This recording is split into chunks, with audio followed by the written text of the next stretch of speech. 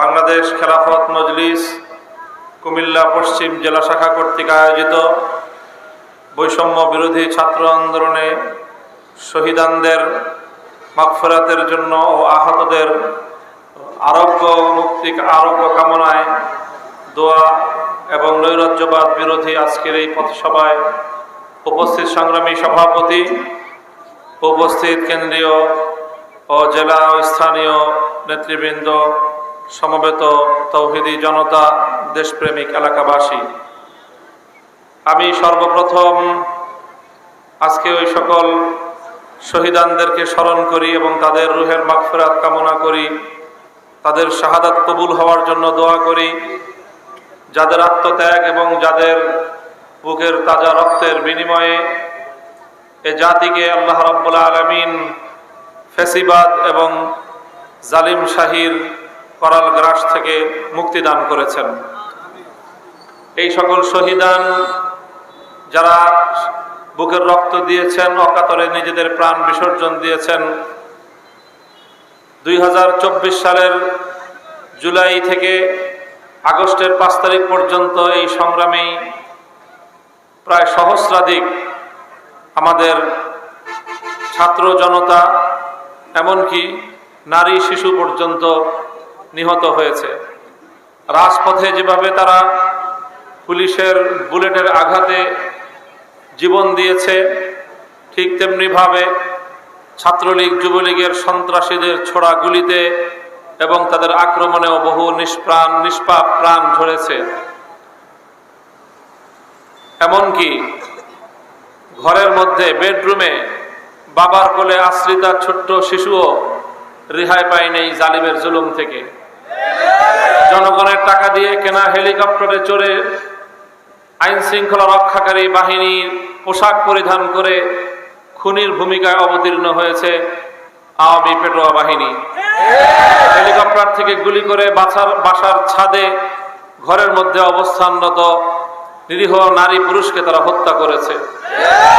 এক কথায় বলতে গেলে একটি সাধারণ দেশের, শান্তিপূর্ণ দেশের সিভিলিয়ানদেরকে, নিরস্ত্র সাধারণ নাগরিকদেরকে এভাবে পাখির মতো গুলি করে হত্যা করার দৃষ্টান্ত এক বর্বর ফেরাউনের যুগ ছাড়া অন্য কোনো সময়ে এই ধরনের বর্বরতার নজির খুঁজে পাওয়া যায় না। সেই পৃথিবীর ইতিহাসের জঘন্যতম নরঘাতক ফেরাউনের হাত থেকে মুসা আলাইহিস সালাম এবং তার জনগণ মুক্তি পাওয়ার পর যেভাবে পৃথিবীর ইতিহাসে একটি শুকরানা দিবস হিসেবে 10ই মুহররমকে পালন করা হয়, ঠিক তেমনি ভাবে অনাগত ভবিষ্যতে বাংলাদেশের নব্য ফেরাউন জালিম শাহী হাসিনার হাত থেকে মুক্তির দিবসকে এদেশের জনগণ 5ই আগস্টকে মহামুক্তির দিবস হিসেবে পালন করবে। আর এই কারণে আগস্ট মাস হবে আগামী দিন থেকে বাংলাদেশের আনন্দ ঘন মাস। ডিসেম্বরের পর আগস্ট হবে বিজয়ের মাস। এই আগস্টের বিজয়ের মধ্য দিয়েই নতুন বাংলাদেশের যাত্রা শুরু হয়েছে। প্রিয় এলাকাবাসী, এই বিজয়কে আমাদের ধরে রাখতে হবে, মনে রাখতে হবে। স্বাধীনতা অর্জন করা যত কঠিন, স্বাধীনতা রক্ষা করা তার চেয়ে বেশি কঠিন। আমাদের দেশে আওয়ামী এই ফ্যাসিবাদ এমনিতেই গড়ে ওঠেনি। একটি সাধারণ ছোট পর্যায়ের ছোট মাপের একজন স্বৈরাচারী ধীরে ধীরে ফ্যাসিবাদী একটা দৈত্য এবং দানবে পরিণত হয়েছিল। কিভাবে হয়েছিল? আমাদের বন্ধু নামধারী পার্শ্ববর্তী দেশ ভারতের কসাই, গুজরাটের কসাই হিসেবে পরিচিত নরেন্দ্র মোদীর আশ্রয় এবং প্রশ্রয়ে সে তার হিন্দুত্ববাদকে প্রতিষ্ঠিত করবার জন্য, ইসলাম এবং মুসলমানদেরকে নিষ্পেষণ এবং নিশ্চিহ্ন করার অশুভ উদ্দেশ্যে তার দোসর হিসাবে হাসিনাকে বাংলাদেশে সে প্রতিষ্ঠিত করেছে। বাংলাদেশের গণমতকে সে উপেক্ষা করেছে। এদেশের জনগণের ইচ্ছা এবং অভিপ্রায়কে বৃদ্ধাঙ্গুলি প্রদর্শন করে বিশ্বের সকল আন্তর্জাতিক শক্তিগুলোকে সে উপেক্ষা করে একতরফাভাবে একের পর এক বাংলাদেশের মানুষের ম্যান্ডেট এবং ভোটাধিকারকে ছিনতাই করে তার একচ্ছত্র ক্ষমতার মাধ্যমে বাংলাদেশে তার সেবাদাস হাসিনাকে সে প্রতিষ্ঠিত করে রেখেছে। এরপর যখন বাংলাদেশ থেকে হাসিনা 1 ইঞ্চি বাটি বাংলাদেশের হাসিনাকে আর ধারণ করার জন্য প্রস্তুত ছিল না, বাংলাদেশের 1 ইঞ্চি রাস্তা পালিয়ে যাওয়ার জন্য হাসিনাকে জায়গা দিতে, স্পেস দিতে, রাস্তা দিতে, পথ করে দিতে প্রস্তুত ছিল না, তখন হেলিকপ্টারে আকাশে উড়ে নরেন্দ্র মোদীর কোলে গিয়ে সে আশ্রয় নিয়েছে। দুটি কথা পরিষ্কার আমাদের।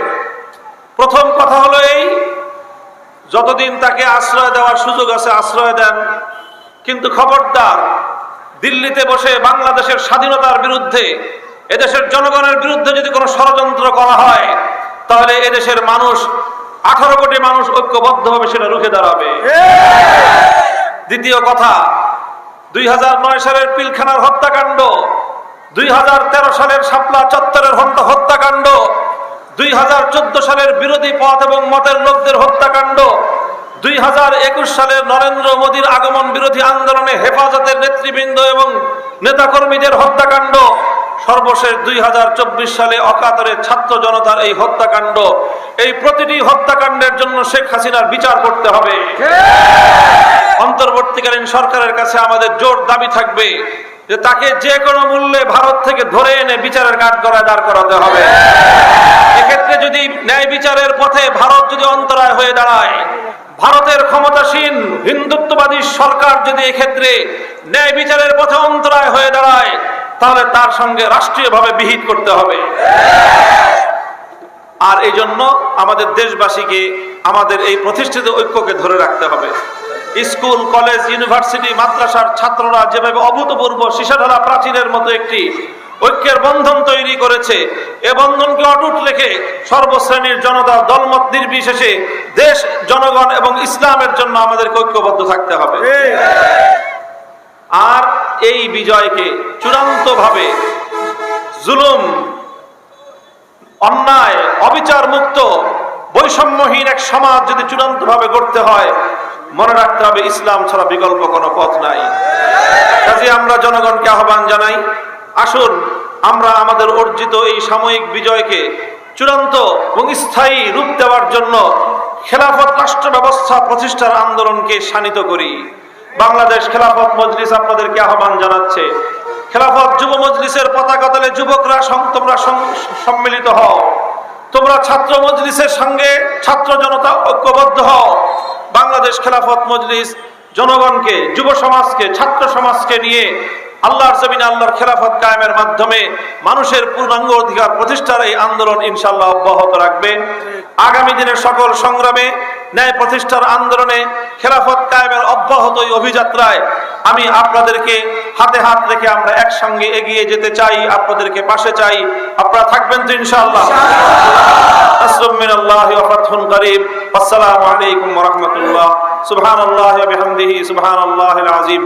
اللهم صل على محمد النبي الأمي وعلى آله وسلم تسليما. يا حي يا قيوم برحمتك نستغيث أصلح لنا شأننا كله ولا تكلنا إلى أنفسنا طرفة عين. سبحان ربك رب العزة عما يصفون وسلام على المرسلين والحمد لله رب العالمين. আপনারা দীর্ঘ সময় ধৈর্য ধারণ করেছেন। আসলে পথে